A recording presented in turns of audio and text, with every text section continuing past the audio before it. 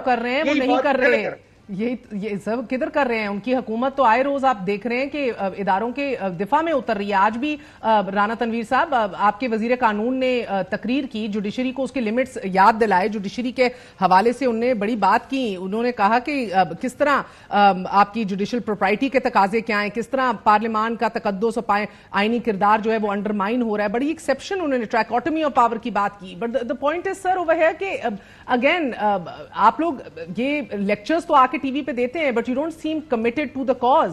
आज अब अदलिया के साथ आप महाजराई पे अगर उतर रहे हैं, जजेस इंडिपेंडेंट पोजीशंस लेके खड़े हो रहे हैं, तो आप एक नया महाज खोल रहे हैं।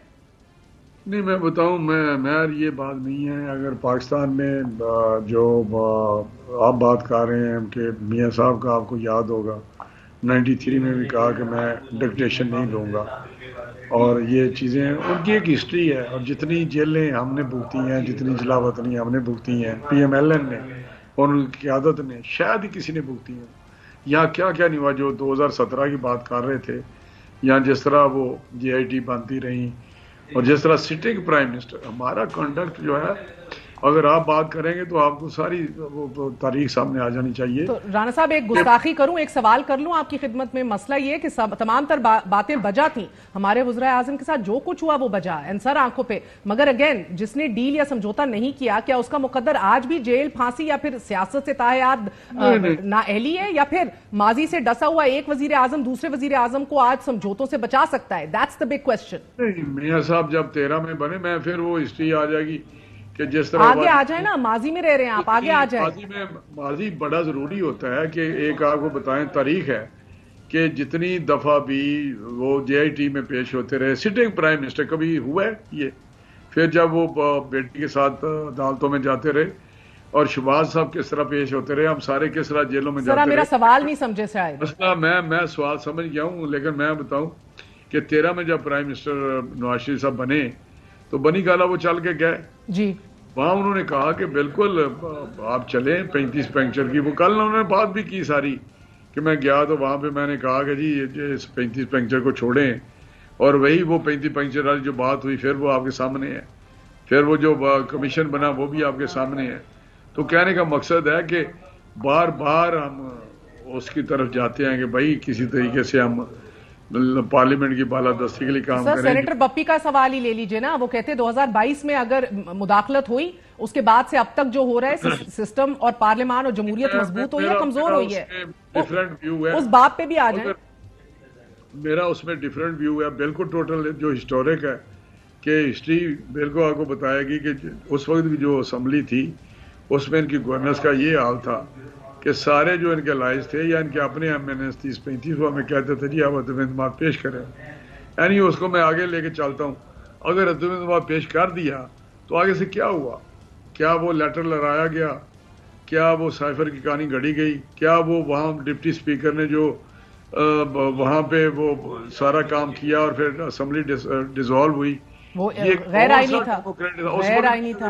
मगर सर फिर आप एक और बात भूल रहे हैं, उसके बाद जो सर जो तलाशियां हुई, गिरफ्तारियां हुई, मुकदमात हुए, दहशतगर्दी के मुकदमात बने, आज भी लोग जेलों के अंदर हैं, आज भी बिलख रहे हैं। फॉर इंस्टेंस मेरी बात सुन लेना, अगर उस वक्त ये डेमोक्रेटिक होते, इद्दत के फैसले आए इलेक्शन से पहले, क्या क्या नहीं हुआ, उसमें क्यों नहीं आप बात करते? या सिर्फ वही जजेस खराब थे जिन्हें आपके खिलाफ फैसला दिया? अगर मैं बताऊं कि अगर कुछ जरा बार भी डेमोक्रेटिक या पॉलिटिकल इनके अंदर कोई वैल्यूज या इंस्टिंक्ट होता, तो ऑनेस्टली ये बैठते अपोजिशन में और सिस्टम आगे चलता और ये बेनिफिशियरी होते। इनको पता है सारा, मैं बॉबी साहब को बिल्कुल पता है कि क्या असेंबलियां डिसॉल्व ये करनी चाहिए थी, इनको प्रिवेंशन गलत था सर, ये तो कर दिया ना डिस्क्लेमर। अब मैं आपसे आपके डेमोक्रेटिक क्रेडेंशियल्स जानना चाह रही हूँ राणा साहब। तो बात आप क्यों नहीं करते कि डेमोक्रेटिक जो इंस्टीट्यूशन है उनकी जो सैंक्टिटी है या उनकी मकबूलियत है इनके पास है ही नहीं। राणा साहब मैं आपसे एक सवाल पूछती हूँ सियासत से हटकर, आप कहते हैं कि नहीं, मैं राणा साहब एक सवाल बस, आप कहते हैं कि मुल्क का सबसे बड़ा लीडर नवाज शरीफ है, राइट, जो अपने सियासी मुखालिफिन के साथ होने वाले बर्ताव के ऊपर तवज्जो ही ना दे, वो स्टेट्समैन हो सकता है? देखिए मेरी बात सुने, 18 के इलेक्शन में जो भी हुआ उसके बाद हम असेंबली में आए, हमने कहा जो भी हुआ है, जिस तरह भी आप सिलेक्ट कर लिए गए हैं, हम आपके साथ चलेंगे। आगे से चोर डाकू और गालियां दी गई। मकसद ये है कि हमने कोशिश की है कि ये जो पार्लियामेंट है या डेमोक्रेटिक प्रोसेस चले, लेकिन आगे से जिस तरह का बिहेवियर रहा है, अब आप जो बात करते हैं हम उसका क्या जवाब दे सकते हैं? आप तो इस वक्त जो सूरत हाल है वो आपके सामने है। ठीक है बप्पी साहब, आपके डेमोक्रेटिक क्रेडेंशियल्स सही कह रहे हैं राणा तनवीर साहब, इतने कोई हसीन नहीं है। ना ही आपने पार्लियामान और अपने कबीले को कभी इतनी अहमियत दी है और मजबूती दी है कि जिससे आप स्ट्रेंथ ड्राइव कर सके। I mean that is unfortunately इससे बहस नहीं की जा सकती इस पॉइंट के ऊपर।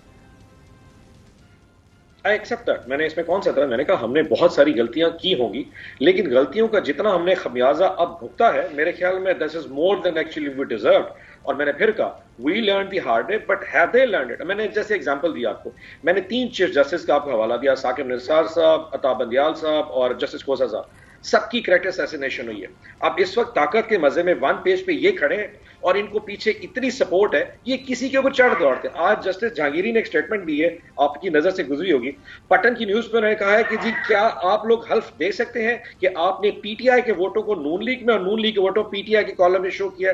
इलेक्शन कमीशन के बंदे के पास जवाब ही था, मैं हल्फ उठाने के तैयार हूं कि हमारे वोटों को रीशफल करके इनके वोट दिखाया गया। राणा साहब नहीं उठाएंगे। द पॉइंट इज, मैं आज आपको और प्रोटेक्ट कर देता हूं, अभी तक जस्टिस फाइज ईसा साहब ठीक चल रहे हैं इनके साथ। किसी दिन अगर उन्होंने हमें कोई एक छोटा सा पॉलिटिकल लीवरेज दे दिया, खान साहब की शायद लाइव स्ट्रीमिंग की आवाज सुना दी, अगले दिन ये उनकी ताकत के निशाने पे आ जाएगा। हाउ डेयर यू सी, ये सिस्टम को जो मजा चिखाने का जो कॉन्सेप्ट है नून लीग का, चाहे वो एस्टैब्लिशमेंट हो जब इनके खिलाफ हो तो फिर चढ़ दौड़ते, चाहे वो जुडिशरी हो, ये सिर्फ नैरेटिव बिल्डिंग है, एक्चुअल में इसमें कुछ नहीं है। मैं एक्सेप्ट करता हूं, आज ये आप इनके थे कि हद की इज्जत का जो इन्होंने कानून भेजा है पंजाब असेंबली में, हमसे गलती हुई थी, वो पीका वाला जो कानून था, उसमें सब मिस्टेक्स थी, वी लर्नड इट। हमने फवाद भाई को कहा, उन्होंने आप लोगों से डिस्कस किया, उसमें अमेंडमेंट हुई। आज हद की इज्जत का जस्ट बिकॉज क्योंकि पीटीआई सोशल मीडिया पे ट्रेड कर रही है, आप हद की इज्जत डरेगी जी अगर वहां पे मरियम नवाज की टोपी के ऊपर बात होगी जो वो पासिंग आउट परेड में पहन रही है तो उसको 3 साल की सजा। You can not have this thing. आपको लर्न करना पड़ेगा, बट बिकॉज मुझसे किसी ने कहा जी कि नून लीग मुज़ाकरात करना चाह रही है, are you willing to do it? हम तो विलिंग शायद हो ना हो, are they willing to do it? Because ये बेनिफिशियरी है सिस्टम के। हर बंदा जो बेनिफिशियरी होता है ना, उस ताकत में बैठा होता है, उसको मजा आ रहा होता है, वो फिर किसी तरफ देखना नहीं चाहता। अब अताउल्लाह तारड़ की स्टेटमेंट जस्टिस कियानी के ऊपर, I was amazed. How can you tell a sitting जज कि तुम कयूत में रह जाओ, आप पॉलिटिकल स्टेटमेंट नहीं दे सकते? उसने कहा क्या कि जी शायर को हाजिर कर दो। उसमें से कहा जी अगर कोई जवाब नहीं देगा I will call the cabinet. उसने कहा कैबिनेट कैसे बुला सकते हैं? भाई वो शख्स की बीवी कहां जाएगी जिसका खामद नहीं मिल रहा फॉर द लास्ट 7 डेज? मुझे इस इशू पे आने दे जरा, ये जो पंजाब